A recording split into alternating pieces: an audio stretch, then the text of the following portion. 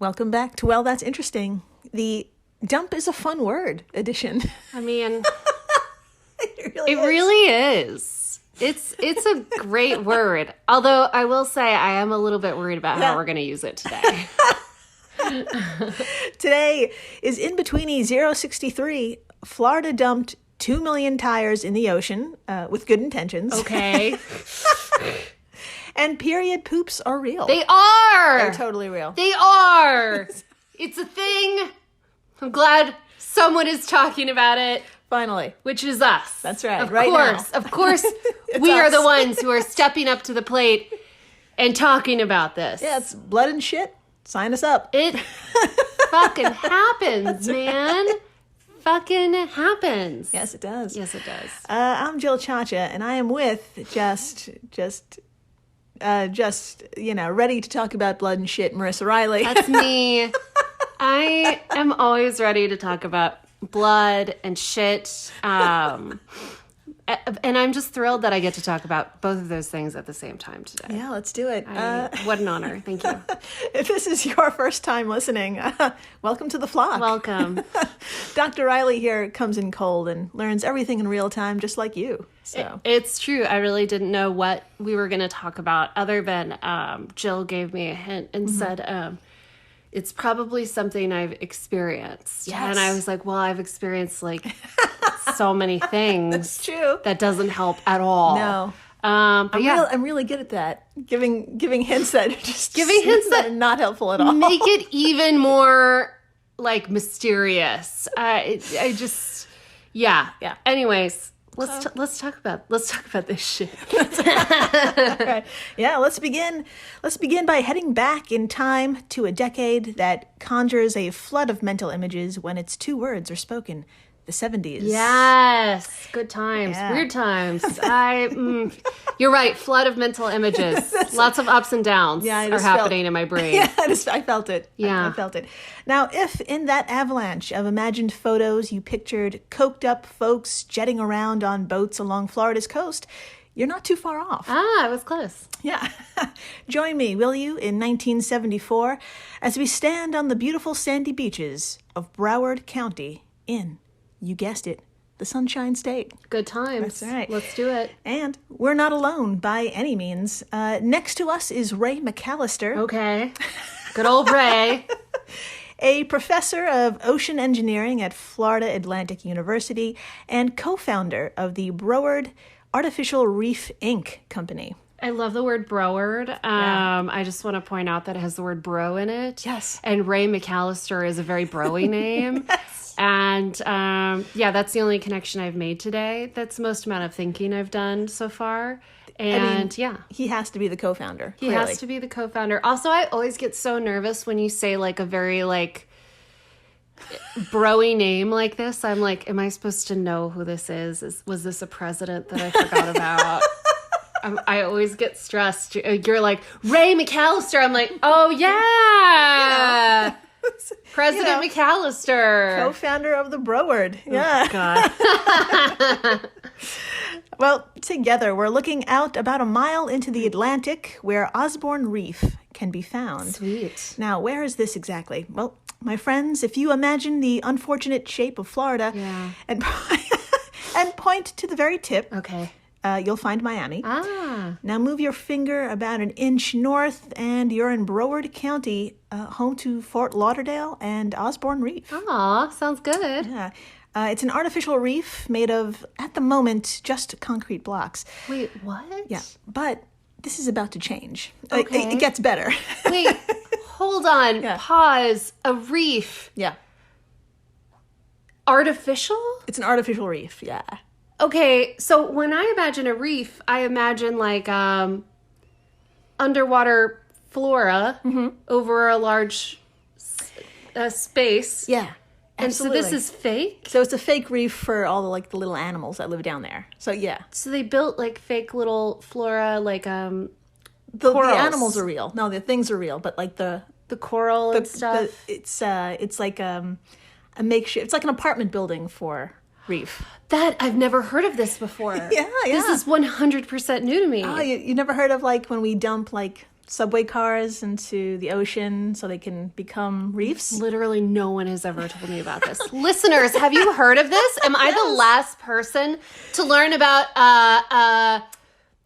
man-made reefs and President McAllister? Oh my God. So, and sunken ships are artificial reefs. Oh my There you God. go. Yeah, the Titanic has become an artificial reef. Because things live there now. Yeah, that's right. There you go. Oh my God, tell me more. Okay. So, also I want to keep those images in mind. Those large stationary items. I can do that. Yeah, okay. You got it. Okay. So, right now it's concrete blocks, but this is about to change. Out there on the water surface is quite the scene. There's at least 100 privately owned boats eagerly zipping about waiting for the signal. Oh, the signal. With them, in classic over-the-top military-industrial complex American fashion, is the U.S. military ship, the USS Thrush. That's right. Good old Thrush. And her crew also awaits the signal. Okay. My friends, for this, we need to look up. Okay. Because it is there we will see the Goodyear blimp in all her plump glory. This story keeps getting It's just so good, more right? random. Yes. I thought I knew where we were going. I'm lost. Classic Florida story here. Classic Florida It's got the story. Goodyear blimp involved. What are we doing, Florida? So- I am amazed, but also confused all the time by you. That's so great. So, at some point during that spring afternoon, the blimp dropped a gold-painted tire into the ocean to commemorate the start of a colossal dump. Colossal dump is my new favorite phrase. I'm a poet. You really are. At the end of the day. Colossal dump. So, following its splashdown, civilians tossed hundreds of their own old tires into the sea. Aww. The USS Thrush dropped thousands upon thousands of tire bundles simultaneously, many of them old, many of them brand new, as they were donated by the Goodyear Tire and Rubber Company. What are we doing? Yeah.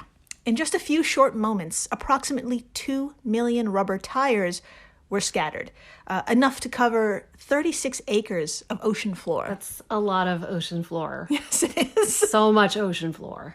Now, I know what you're thinking. Why? Why would we do this?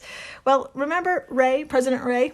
Yeah. President McAllister. Yeah, and professor of ocean engineering. Well, he told CBS News back in 2007 the idea behind it all was to solve America's old tire problem. What a problem. Of all the problems. And I've already formulated, I didn't even let you finish your sentence. I love that of all the problems we have so beautifully solved in America, it's the old tire problem. Has been moved to the top of the line ahead of cancer, war, homelessness, food insecurity, systemic racism. The old tire problem comes first. We're solving this. We're doing this today. This is the year. This is our year, old tire problem. Okay. Sorry. Finish the podcast. I hear you. So, to solve America's old tire problem and, quote, provide habitat for marine critters so we could double or triple marine life in the area. That's a End great, quote. okay. That kind of solves a little. It's a little better. It's a little better. You know, it was a feel-good twofer, my friends. We win by ridding our trash. Yeah. And nature wins as that trash can be used by animal life and grow out the reef. Okay, pause. Back to my rant. Yeah. So, why can't we do this with more things? Like, why can't we take a problem and then solve 3 other problems with it? Does that make sense? Yeah, we'll get into that because sometimes it backfires. That's why we're here today. Oh, fuck. I was so optimistic. Okay, tell me how it goes bad. Okay, so, who wouldn't want to join this groovy-ass plan? Yeah. I'm amazed by it. Sorry. Even the U.S. Army Corps of Engineers was all in. And, of course, so was Goodyear, like from the start. They were on their corporate high horses about this since 1972, when they sent out a press release that stated the dump would, quote, provide a haven for fish and other aquatic species, and noted the, quote, excellent properties of scrap tires as reef material, end quote. Yeah, well. It sounds very PR-y. Yes. So, eventually the dance party that was the 70s faded, and the hangover was to begin. Fast forward to the early 2000s, when the consequences of that one day were finally felt. I totally forgot this happened in the 70s. Yeah. I know, it could have happened anytime, right? It could have really... I thought I kept, like, I'm so tired from just, like, life, and I just, like... I don't know why my brain pushed it up to, like, 2020, and, like, people had the time to do this. Sure. And... Absolutely, yeah. Anyways, that's where my... Okay, but now I'm remembering. It's the 70s. Mid-70s, and then this was early 2000s wake-up call. Yeah, this may have literally been a pipe dream. So, Dr. Marissa, please tell us what Ray McAllister told CBS News about this feel-good twofer. I would love to quote President McAllister for you right now. All right. Quote, it just didn't work out that way. I look back now and see it was a bad idea. End quote. New quote. We literally dumped millions of tires in our oceans. Jack Sobel, a senior ocean conservancy scientist, added, quote, I believe that people who were behind the artificial tire reef promotions actually were well-intentioned and thought they were doing the right thing. In hindsight, we now realize we made a mistake. End quote. I am such a dipshit because, like, my initial thought was, like, they're throwing trash in the ocean. They were. That was my initial thought. Yeah. And then, like, when you started, like, talking more, I was like, this is a good thing. This is a great thing. And it was good intentions, And if that worked on me, like, and I mean, I'm not the smartest girl, but... I am sometimes. And so it makes me think of, like, everyone in the 70s. Yeah. Just easily convinced, like, no graphs, nothing. Just, not a thing. This will work. It was a great idea. Yeah, there was at least 100 boats out there with people just throwing their trash into the ocean. So you aren't alone. Oh, no one's alone in this. So, yeah. Lots of regret here. What happened? Well, my friends, I'd like you to imagine a row of tires. Okay. And through those tires is a rope tying them together. Okay. Now, this was the same layout for the majority of tires dropped that day. But my friends, the equipment used was nylon rope and steel clips. Okay. Materials that salt water corrodes easily over time. Of course. This lack of foresight resulted in 2 million loose tires that could literally end up just about anywhere. Oh my God. Not only can they be swept away with tides and thrown about during storms, their constant mobility means there was no way for marine life to attach long enough to call a tire home.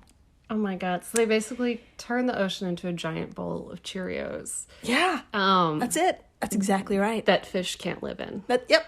There you go. It doesn't even sort of work. No, not even a little. No, not a thing. Oh my God. Yeah, this land trash is now just sea trash. Yeah. And get this, it's actually killing actual reef. Of course it is. So, Dr. Marissa, please tell us how these flailing, roaming tires are literally impacting the ocean. I would love to. All right. From CBS News article, from the CBS News article, reef tires create Florida ocean nightmare. Quote, thousands have wedged up against the nearby natural reef some 70 feet below the sea surface, blocking coral growth and devastating marine life. I'm laughing because I'm uncomfortable. That's our show, basically. That's our show, basically. They're constantly killing coral destruction. They're a constantly killing coral destruction machine, said William Knuckles, coordinator for Coastal America, a federal group involved with organizing a cleanup effort that includes Broward County biologists, state scientists, and Army and Navy salvage divers, end quote. So they messed up so hard. Hard, man. And it's ruining the coral. It's a coral killing machine. It's ruining the marine life they were trying to help. Yeah. Did someone even think a little bit about this? I guess Like not. a little, like even just a little bit. Oh boy.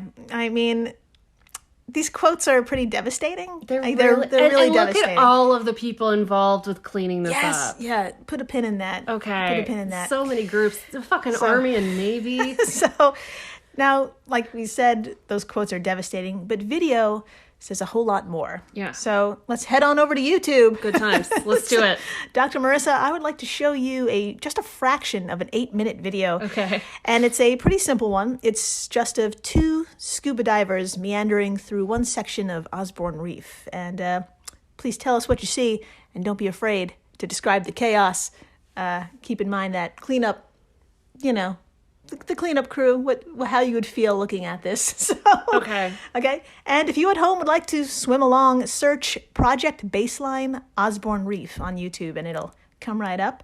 It is an 8-minute video, but we're going to start at like 4.5 minutes in. Dr. Marissa, let me pull that up for you. I'm ready. All right, should I make this bigger? Make it as big as possible. Okay. And be prepared to pause immediately. Yeah. You know how much I love a pause. Okay, here we go. All right. Okay, so I've got 2 divers. I can see one of them. The other one, we kind of have a POV view. And we're looking at the bottom of the ocean, and it is absolutely covered. Please pause. Yeah. It literally looks like a bowl of Cheerios. Yeah. Midway through, you finished eating it. Like, they're everywhere on the floor of this ocean. Like, they are everywhere. There's a few patches that don't have tires, but those patches are very small. Yeah. This is a mess. Yeah, it's a mess. And did you also notice that there's nothing else? Yeah. There's that too. There really is nothing else. Yeah. Fish. That's really sad. There's really no depressing. fish. There's no fish. There's it's just these 2 There's like one divers. bush, but it's not doing great. It's like, where did my family go? Yeah. So I'll just keep playing this. Okay. All right. So we're getting closer. Hold on. Yeah, we're stopping. Let me fast forward to 5:33. So. Okay. Take me to 5:33. Oh my God. Pause. Floor of the ocean is coated, fully coated.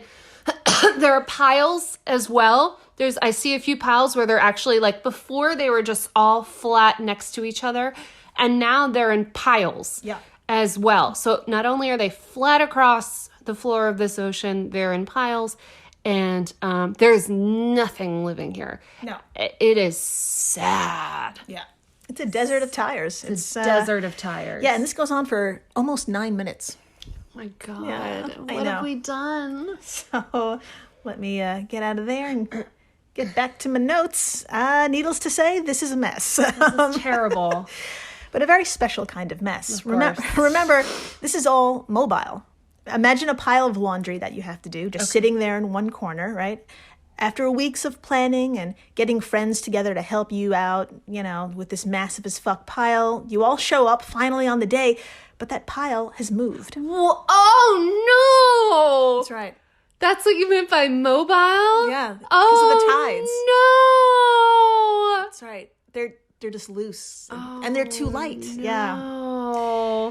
That's one issue with this cleanup. It's a logistical nightmare so bad that the U.S. military, Coast Guard, and various contracted companies have been tag teaming since 2007. No, that's so long. I know. Working during non-hurricane seasons, removal has been painfully slow but steady. For example, in 2007, they were able to remove 10,000 tires. Okay. 2008, a little better at 44,000. Okay. 2009 was a hit as 73,000 tires were removed.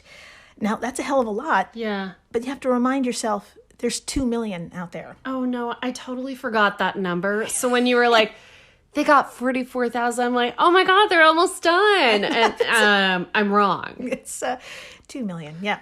Dr. Mercer, at that rate, how long do you think it would take to gather up all them tires? I don't think they're going to finish it ever. I think something else is going to be more important first. Yeah. I'm not saying the ocean isn't important. It's extremely important, but just knowing Americans, our priorities are... I mean... that's our priorities. I think it will take them another 50 years. That's a great guess. I really like that guess because honestly, no one really knows. Yeah, because the removal is still going on, and it's 2021. As of November 2019, the Industrial Divers Corporation has been removing 2,000 to 5,000 tires a week. Oh my God. Racking up a total of 250,000 so far. Oh my God. Which means there's only about 1 million and change left to go. Oh my God. So it was a mighty big dump that beautiful day in the 70s. What a dump. What a dump. So, after the break, if you or someone you know has periods, stay tuned. Yes. We're talking period poops. Yes, we are. Finally. Stay tuned. Please do. When Johann Rall received the letter on Christmas Day 1776, he put it away to read later. Maybe he thought it was a season's greeting and wanted to save it for the fireside. But what it actually was a warning, delivered to the Hessian colonel, letting him know that General George Washington was crossing the Delaware and would soon attack his forces. The next day, when Rall lost the Battle of Trenton and died from 2 colonial Boxing Day musket balls, the letter was found, unopened in his vest pocket. As someone with 15,000 unread emails in his inbox, I feel like there's a lesson there. Oh well, this is The Constant, a history of getting things wrong. I'm Mark Chrysler. Every episode, we look at the bad ideas, mistakes, and accidents that misshaped our world. Find us at constantpodcast.com or wherever you get your podcasts.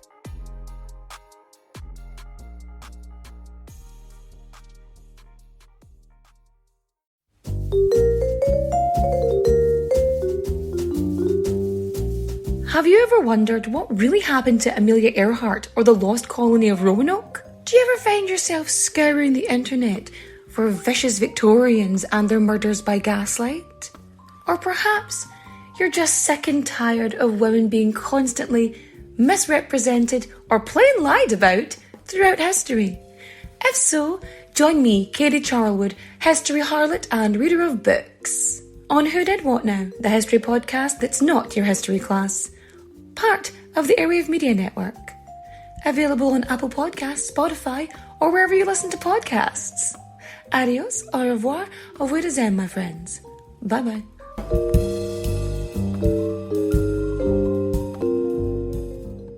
I'll be seeing you. Hey everyone, Jill Chacha here from Well, That's Interesting, and I am absolutely thrilled to tell you about Spotify for podcasters. I use it, I love it, and it all started by downloading the free Spotify for Podcasters app, which has all the tools you need in one place to record and edit your masterpiece of a podcast. Spotify for Podcasters also distributes your show to all major platforms. So when you hit publish, your episodes will stream not only on Spotify, but I'm talking about the Apples, the Googles, Stitcher, Good Pods, the other ones. You get the idea. And you can monetize your podcast with no minimum listenership required. You could also set up monthly subscriptions and record ads just like this one. So what are you waiting for? Download Spotify for Podcasters today and start changing the world. Oh, and please, stay interesting. And we're back. We are so back. We're so back. And we're on the Twitter. We are so on the Twitter. I just realized Twitter rhymes with shitter. Oh, that's terrible. Podcast over. It's just the absolute worst. We'll just leave. Sorry. Yeah, we're on the Twitter, but don't worry, though. We're about to read an incredible thread by the amazing Dr. Jen Gunter. Cool. OBGYN. Amazing. New York Times contributor and author of The Vagina Bible. Fun. And The Menopause Manifesto. Good times. Great titles. Dr. Marissa, I thought we could alternate reading her tweets. What do you say? I say, yeah. Hell yes. All right, great. So, on November 19th, 2019, she tweeted thusly, quote, "Period diarrhea is the worst." Mm-hmm. That was me. It's due to the prostaglandins that are released. I learned that in medical school when I was 20, and I so wish I had known it when I was 14. Yeah. Knowing why your body's doing something is so helpful, even if medically it doesn't fix anything. I had killer cramps and super heavy periods. Used to wear those massive overnight maxis from the 80s. Oh my God. All the time. The ones the size of a Kleenex box and change every 2 to 3 hours, which, by the way, is abnormal. But oh my God, the diarrhea. Some days, 10 or more trips to the bathroom. Taking an NSAID, like ibuprofen, before your period starts and taking it around the clock for 2 to 3 days can reduce period diarrhea. I couldn't take them, though, because I have kidney disease. Crying emoji. That Sucks. Can we talk about the volume of toilet paper you use when you have period diarrhea? I swear, this thread just gave me bowel cramps and anal spasms. End quote. Oh my God, Dr. Jen, you're a hero. I'm so glad someone's talking about this, but this does suck. This really sucks. It does suck. Anal spasms. Just wanted to say that myself. Anal spasms. Do it at home. Do it at work. Should we say it together? out loud. Anal spasms. Amazing. So, Dr. Jen is like many of us, for real. One study published in the online journal BMC Biomed Central found that a whopping 73% of people who have periods experience period-related gastrointestinal symptoms and bowel movement changes, like constipation, diarrhea, or more frequent bowel movements. some of us experience all of those. Yes. In a row, alternating. Yeah. At the same time, think about it. Yep. It's Be real. confused by it. Understand it. That's right. On your own time. Yes. Yeah. I am definitely one of those 73%. We're all different, but with my experience, there's usually like a little constipation beforehand. And then, boy, howdy, it's smooth sailing during a period, you know? Same. I can never believe, always I never keep track of my periods, and I don't know, I wonder if other people have periods actually keep track. It's always a mystery to me. Yeah. So the week before, I'll be like, oh my God, why am I so much bigger? And why is nothing in my gastrointestinal system working? And then it works too well. Yeah. And then I lose half of my body weight. I didn't even know I could. Yeah, it's impressive. Yeah. Sometimes it's just almost impressive. Yeah. Was that TMI? Who cares? Who cares? That's why we're here. This is the reality. That's why we're here. So, the big question, why? Why, for the love of God? Well, let's start with some small, cool facts about what comes out of you or someone you know. Okay. You sound genuinely worried. It's great. Well, it's actually... It's cool stuff.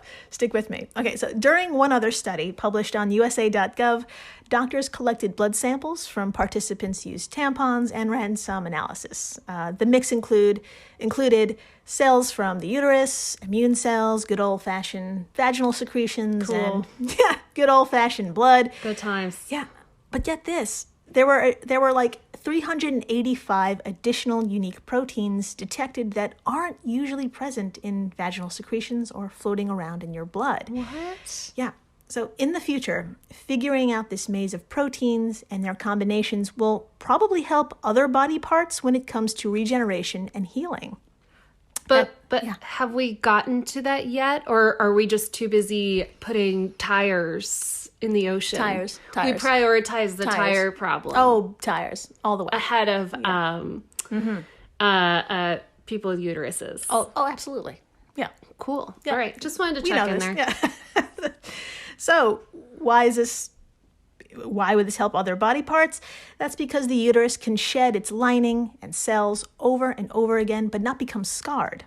And those proteins probably have something to do with preventing that good old uterus from becoming inflamed, infected, or damaged after a cycle, generally speaking. Wow. I'm so amazed by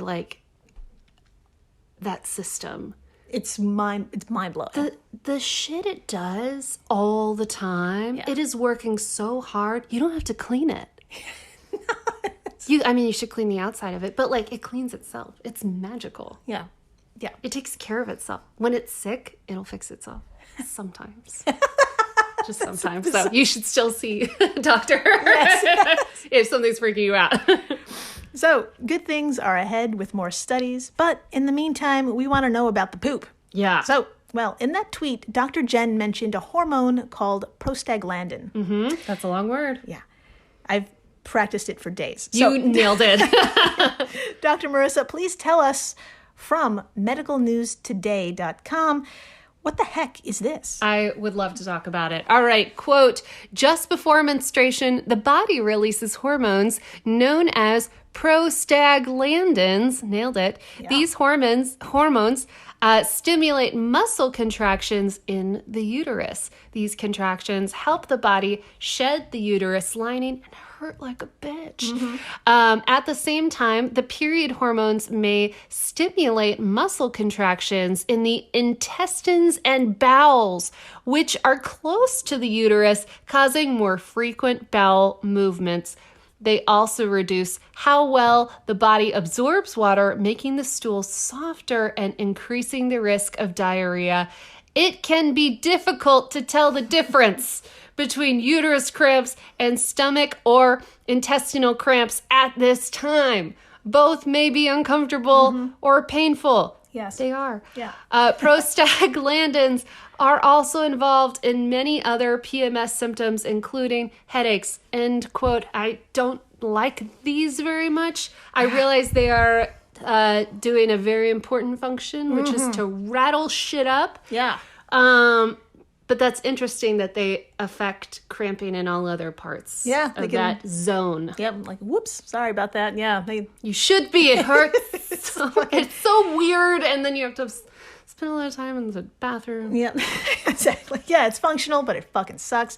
Especially when prostaglandin ends up in your intestines, making them contract. Totally sucks. But good news, this hormone doesn't act alone. Oh, God. That's right. There's one other that helps you in giving the poops, and it's a little bit more well-known, progesterone. I've heard of it. Yeah. This one helps maintain pregnancies by keeping things in place, let's just say, and a side effect of that is constipation.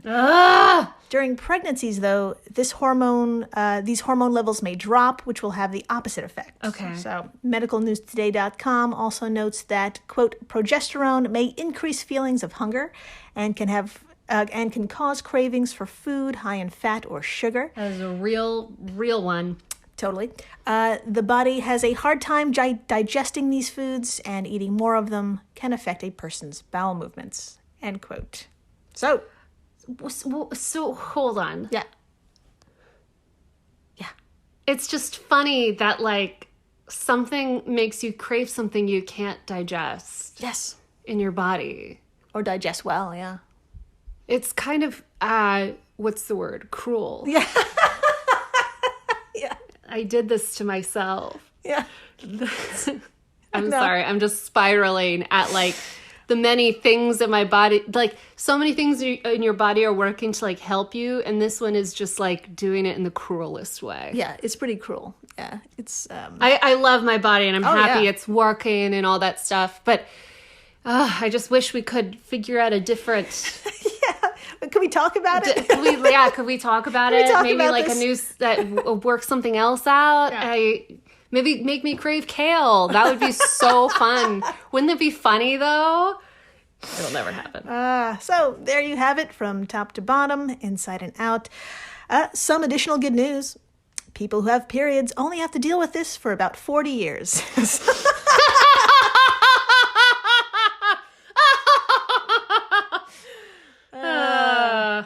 Good times. The end. So.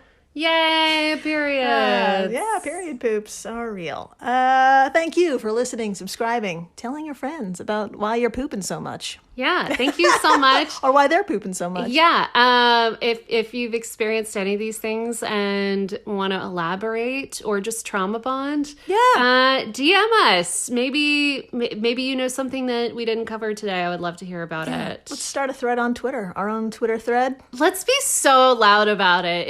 If you want to tweet to us about your period shits, do you want to do it in all caps? I'm tired of being quiet about this. Yeah. I got a little nervous when I saw the subject, but I was like, I don't want to be nervous about this anymore. We have to talk about the period shits. That's right. Marching in the streets. All caps, y'all. Let's do it. All caps. And please, stay interesting. Oh, please do.